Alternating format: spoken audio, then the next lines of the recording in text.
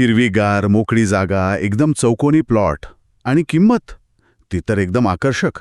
Plot खरेदी करताना वरवर पाहिलं ना की सगळं किती छान वाटतं, सोपं वाटतं. पण अनेकदा या सगळ्याच्या मागे म्हणजे कागदपत्रांमध्ये मोठी साप दडलेले असतात.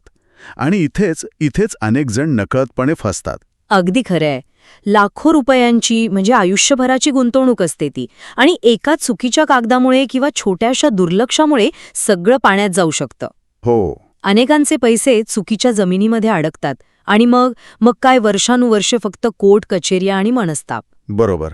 स्वप्नातलं घर बांधायचं तर बाजूलाच राहतं. आणि एक न संपणारा कायदेशीर लढा सुरू होतो. म्हणूनच आज आपण एका म्हणूया की मिशनवर निघालो आहोत. आपलं ध्येय आहे एक स्वप्नातला प्लॉट खरेदी करायचा, पण डोळे उघडे ठेवून. या प्रवासात आपण 3 महत्त्वाच्या चौक्या पार करणार आहोत. पहिली, कागदपत्रांची भूलभुलैया. दुसरी, प्रत्यक्ष जागेवरचा रियालिटी चेक. आणि तिसरी, कायदेशीर शिक्कामोर्तब. चला तर मग पहिली चौकी पार करूया. सुरुवात करूया सर्वात पायाभूत गोष्टीने, जमिनीचा मालकी हक्क. 712 आणि 8 उतारातच सगळेच पाहतात, पण त्यात फक्त विक्रेत्याचं नाव दिसलं म्हणजे काम झालं का? इथेच तर पहिला आणि सगळ्यात मोठा सापळा आहे. फक्त सध्याच्या मालकाचं नाव पाहणं म्हणजे समुद्राच्या पृष्ठभागावर तरंगणारी वस्तू पाहण्यासारखं आहे. अच्छा. खरा खजिना किंवा धोका तर खाली दडलेला असतो. कायद्यानुसार किमान 30 वर्षांचा टायटल सर्च करणं हे अत्यंत महत्वाचं आहे. थांबा 30 वर्ष? हो, 30 वर्ष. हे खूपच जास्त नाही का? आणि खर्चिक पण वाटतंय. आजच्या डिजिटल युगात खरंच याची गरज आहे? हा प्रश्न खूप जण विचारतात, पण याकडे एक खर्च म्हणून पाहू नका. हां. ही एक प्रकारची कायदेशीर विमा पॉलिसी आहे. आमच्याकडे एक केस आली होती, त्यात खरेदीदाराने फक्त 10 वर्षांचा सर्च केला होता. सगळं स्वच्छ दिसत होतं. ओके.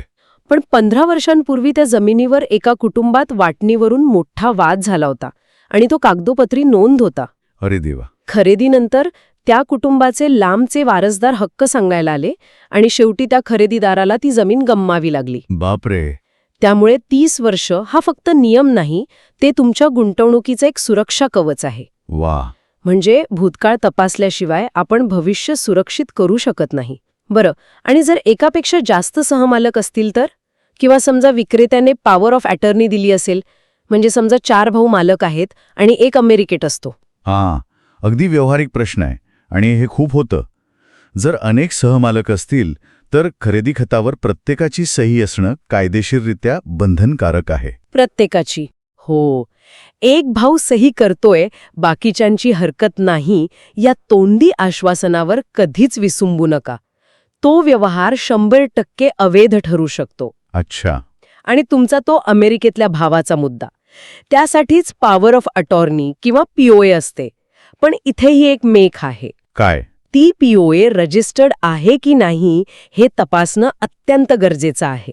जर ती साध्या कागदावर असेल तर तिला काही कायदेशीर आधार राहत नाही आणि तो अमेरिकेतला भाऊ नंतर म्हणू शकतो की मी तर असे अधिकार दिलेच नव्हते. समजलं.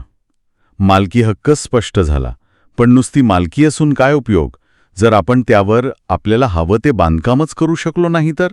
आणि इथेच तो एनए नावाचा परवाना येतो, बरोबर? अगदी बरोबर. तुम्ही पुढचा मुद्दा अचूक पकडला. एनए म्हणजे नॉन ॲग्रिकल्चरल. जर जमीन शेतीसाठी म्हणजे ॲग्रिकल्चरल असेल तर त्यावर तुम्ही कायदेशीररित्या घर नाही बांधू शकत. ती निवासी एनए म्हणजेच रेसिडेन्शियल एनए असणं आवश्यक आहे. म्हणजेच जर जमीन एनए नसेल तर तिथे घर बांधणं हे म्हणजे रस्त्यावर गाडी पार्क करून त्यात संसार थाटण्यासारखं आहे. पूर्णपणे बेकायदेशीर.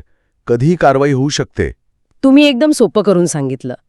आणि यात अजून एक धोका असतो. तो कोणता? तुमची जागा निवासी एनए असेलही, पण स्थानिक विकास आराखड्यात म्हणजे टाउन प्लॅनिंग स्कीममध्ये त्या जागेवर भविष्यातल्या रस्त्यासाठी, बागेसाठी किंवा शाळेसाठी आरक्षण आहे का हेही तपासावं. अरे हो. नाहीतर तुम्ही घर बांधाल आणि 5 वर्षांनी सरकार म्हणेल इथे रस्ता होणार आहे, तुमचं बांधकाम तोडावं लागेल. हे तर खूपच धोकादायक आहे. याच संदर्भात काही ऑफर्स असतात, म्हणजे too good to be true, एकदम कमी किमतीत प्लॉट, जसे की गायरान, इनाम किंवा वनजमीन. यात काय गोळबंगाल असतं? हे तर सरळ फसवणुकीचे प्रकार आहेत. या जमिनी खूप आकर्षक आणि कमी किमतीत विकल्या जातात, कारण अनेकदा त्या विकण्याचा कायदेशीर अधिकारच विक्रेत्याकडे नसतो. म्हणजे या जमिनी मुळात सरकार मालकीच्या असू शकतात. त्यामुळे तुम्ही व्यवहार करता, पैसे देता, पण ताबा मात्र सरकारकडेच राहतो. आणि गुंतवलेले पैसे? पूर्णपणे वाया जातात. कागदपत्रांवर या जमिनींचा प्रकार स्पष्टपणे लिहिलेला असतो. फक्त तो काळजीपूर्वक वाचण्याची गरज असते. ठीक आहे, म्हणजे मालकी तपासली, जमिनीचा प्रकार तपासला, पण त्या जमिनीवर आधीच कोणी कर्ज किंवा बोजा नाही ना ठेवलाय, हे कसं कळणार? त्यासाठी बोजा प्रमाणपत्र मिळवणं आवश्यक आहे. एन्कम्बरन्स सर्टिफिकेट. हे प्रमाणपत्र तुम्हाला उपनिबंधक कार्यालयातून मिळतं. थांबा, म्हणजे 712 वरचा जो इतर हक्क रकाना असतो, तो म्हणजे त्या जमिनीचा एक प्रकारचा सिबिल स्कोर झाला असं म्हणता येईल का? वा, म्हणजे त्यावर तिची सगळी आर्थिक कुंडली लिहिलेली असते. अप्रतिम. ही उपमा अगदी अचूक आहे. इतर हक्क रकान्यात बँकेच्या कर्जाची किंवा इतर आर्थिक व्यवहारांची नोंद असतेच, आणि बोझा प्रमाणपत्र हे त्याचं सविस्तर रूप आहे. त्यावर गेल्या काही वर्षांत त्या जमिनीवर कोणते आर्थिक व्यवहार झाले, ती कुठे तारण ठेवली होती का, या सगळ्याची स्पष्ट नोंद असते. हे तपासल्याशिवाय व्यवहार पुढे नेऊच नये. वा, म्हणजे कागदपत्रांची ही भूलभुलैया बरीच मोठी आहे. आता समजा या पहिल्या चौकीवर सगळी कागदपत्र अगदी चोख निघाली. आता आपण प्रत्यक्ष जमिनीवर आलो, म्हणजे आपल्या दुसऱ्या चौकीवर. इथे काय काय रियालिटी चेक करायचंय? इथे डोळ्यांवर आणि मोजपट्टीवर जास्त विश्वास ठेवायचा. सगळ्यात सामान्यपणे होणारी गडबड म्हणजे मोजणीतला फरक. कागदावर क्षेत्रफळ लिहिलेलं असतं 2000 चौरस फूट आणि प्रत्यक्षात मोजल्यावर ते भरतं 1800 चौरस फूट. अरे बापरे! हो, 200 चौरस फुटांचे पैसे सहज खिशात जातात. माझ्या एका मित्रासोबत असंच झालं होतं. त्याने उत्साहाच्या भरात एक प्लॉट घेतला. त्याला वाटलं रस्त्याच्या कडेला आहे. नंतर कळलं की तो रस्ता एका खाजगी मालकाचा होता आणि 6 महिन्यांनी त्याने तिथे भिंत बांधली. आता माझ्या मित्राला त्याच्या प्लॉटवर जायला हेलिकॉप्टर घ्यावं लागेल. हे अगदी खरंय. आणि तुम्ही विनोदात एक खूप मोठा मुद्दा सांगितला. हा गावचा रस्ता आहे, सगळे वापरतात, या तोंडी आश्वासनांवर कधीही विश्वास ठेवू नये. बरोबर. प्लॉटपर्यंत जाण्यासाठीचा रस्ता नकाशावर आणि कागदोपत्री असणं बंधनकारक आहे. जर तो रस्ता नकाशात नसेल तर तो कायदेशीर हक्काचा रस्ता नाही. आणि परिसराची पाहणी करताना फक्त प्लॉटची जागा बघून परत यायचं की अजून काही? अजिबात नाही. किमान 2 वेगवेगळ्या वेळी त्या जागेला भेट द्या. 2 वेळा? हो, एकदा मध्यस्थासोबत आणि एकदा स्वतःहून गुपचूप. तिथे पाणी, वीज, ड्रेनेज यांसारख्या मूलभूत सुविधा खरोखर उपलब्ध आहेत का, की फक्त कागदावर आहेत, हे तपासा. आसपास हायटेन्शन वायर, कचरा डेपो किंवा नाल्यासारखी नको असलेली गोष्ट तर नाही ना, हे पहा. आणि सगळ्यात महत्त्वाचं, आजूबाजूच्या लोकांशी बोला. त्यांना विचारा, पावसाळ्यात इथे पाणी साचतं का? पाणी किती वेळ येतं? परिसर रात्री सुरक्षित असतो का? अच्छा, खरी माहिती स्थानिक रहिवाशांकडूनच मिळते. उत्तम. म्हणजे दोन्ही चौक्या यशस्वीपणे पार केल्या. कागदपत्र उत्तम आहेत आणि प्रत्यक्ष जागेवरही सगळं मनासारखं आहे. आता येतो शेवटचा आणि निर्णायक टप्पा, तिसरी चौकी, कायदेशीर शिक्कामोर्तब. इथे काय काळजी घ्यायची? आता तज्ज्ञांची भूमिका सर्वात महत्त्वाची ठरते. आपण जमा केलेली सर्व कागदपत्र एका अनुभवी वकिलाकडून पुन्हा एकदा तपासून घ्या. वकील? हो, वकील त्यातील कायदेशीर बारकावे ओळखू शकतो जे आपल्या नजरेतून सुटलेले असतात. याकडे खर्चाचा भाग म्हणून पाहू नका, हा गुंतवणुकीचाच एक भाग आहे. तसेच प्लॉट ज्या लेआउटमध्ये आहे त्याला स्थानिक प्राधिकरणाची म्हणजे आर्या, नगरपालिका यांची मंजुरी आहे की नाही हे तपासा. हे लेआउटची मंजुरी तपासणं इतकं का महत्वाचं आहे? कारण अनधिकृत लेआउटमधला प्लॉट खरेदी करणं म्हणजे बिना आरसी बुकची गाडी विकत घेण्यासारखं आहे. अच्छा, ती गाडी तुमची असूनही तुम्ही कायदेशीररित्या चालवू शकत नाही. तसंच अनधिकृत लेआउटमधील प्लॉटवर कधीही बांधकाम थांबवण्याचे आदेश येऊ शकतात. आणि प्रत्यक्ष खरेदी खत करताना म्हणजे सेल डीड, खरेदी खताचा मसुदा म्हणजे ड्राफ्ट अत्यंत काळजीपूर्वक शब्दनशब्द वाचा. त्यात जमिनीच्या चतुर्सीमा, क्षेत्रफळ, रस्त्याचा हक्क या सगळ्या गोष्टी स्पष्टपणे आणि अचूकपणे लिहिलेल्या आहेत याची खात्री करा. लक्षात ठेवा, कायदेशीर लढाईत फक्त कागदावर लिहिलेल्या गोष्टींनाच महत्त्व असतं. हो, तोंडी सांगितलं होतं याला काही अर्थ नाही. काहीच नाही. त्यानंतरच उपनिबंधक कार्यालयात जाऊन त्याची रीतसर नोंदणी म्हणजे रजिस्ट्रेशन करा. ठीक आहे, म्हणजे खरेदी खत रजिस्टर झालं की संपलं काम. आता ती जमीन पूर्णपणे आपली झाली नाही. आणि हीच सर्वात मोठी आणि सामान्य चूक अनेक जण करतात. इथेच 99% लोक थांबतात. काय सांगताय? हो. खरेदी खत नोंदणीकृत झाल्यावर सर्वात महत्वाचं काम बाकी असतं.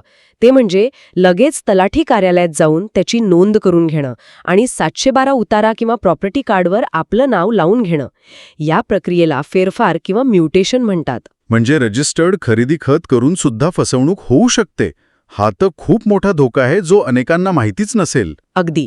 जोपर्यंत फेरफार होऊन सरकारी दप्तरात म्हणजे 712 वर तुमचं नाव येत नाही, तोपर्यंत ती मालमत्ता कायदेशीररित्या पूर्णपणे तुमच्या नावावर झालेली नसते. बापरे. तोपर्यंत जुन्या मालकाचं नाव कागदोपत्री कायम राहतं आणि तोच मालक ती जमीन पुन्हा दुसऱ्याला विकू शकतो. अरे देवा. हो. त्यामुळे फेरफार केल्याशिवाय मालकी हक्काचं वर्तुळ पूर्ण होत नाही. तर या सविस्तर चर्चेतून एक गोष्ट अगदी स्पष्ट होते की प्लॉट खरेदी करणं म्हणजे फक्त जमिनीचा एक तुकडा विकत घेणं नाही, तर ती एक मोठी आणि गुंतागुंतीची कायदेशीर प्रक्रिया आहे. आपल्या मिशनच्या या तिन्ही चौक्या, कागदपत्रांची तपासणी, जागेची पाहणी आणि कायदेशीर शिक्कामोर्तब, यातला प्रत्येक टप्पा तितकाच महत्त्वाचा आहे. एकाही टप्प्यावर दुर्लक्ष केलं तर भविष्यात मोठा आर्थिक आणि मानसिक त्रास अटळ आहे. या सर्व कायदेशीर आणि तांत्रिक तपासण्या अत्यावश्यक आहेतच, पण या पलीकडे जाऊन एक प्रश्न विचार करण्यासारखा आहे.